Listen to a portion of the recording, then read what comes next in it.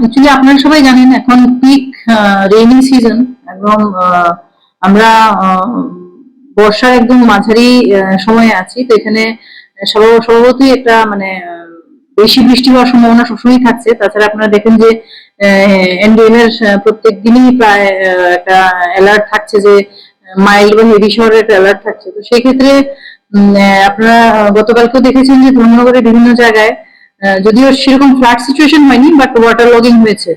তো এই সিচুয়েশনে আমি সবার কাছে রিকোয়েস্ট করব যে আমাদের সিটিজেন যারা আছেন, জনগণ যারা আছেন, তারা যাতে একটু কেয়ারফুল থেকেই তাদের নিত্য কাজগুলি করেন এবং কোনো নদী বা ছড়া আমাদের যেগুলো আছে কাকড়ি বা ঝুড়ির কাছাকাছি যদি ওনাদের কোনো কাজ থাকে তাহলে যথেষ্ট সতর্কতার সঙ্গে যেন সেই কাজগুলো করেন এবং আননেসেসারিলি যাতে শুধু মাছ ধরার জন্য বা একটু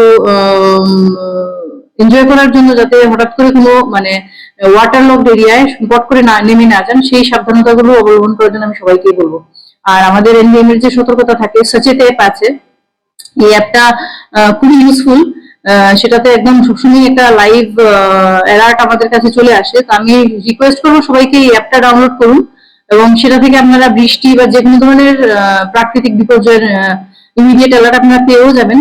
তাছাড়া যদি এরকম মনে হয় যে কোনো আপাত এরকম বিপজ্জনক সিচুয়েশন বা এরকম আশঙ্কাজনক সিচুয়েশন আছে, তাহলে আমি আমাদের যে হেল্পলাইন নাম্বার আছে, যেটা কন্ট্রোল রুম নাম্বার যেটা আছে ডিজাস্টারের, সেটা 6033283651। আমি আবার বলছি 6033283651। এই নাম্বারে আপনারা যোগাযোগ করতে পারেন যদি কোনো রকমের বিপদ বা কোনো রকমের প্রাকৃতিক দুর্যোগ জনিত আশঙ্কা আপনারা করতে করেন।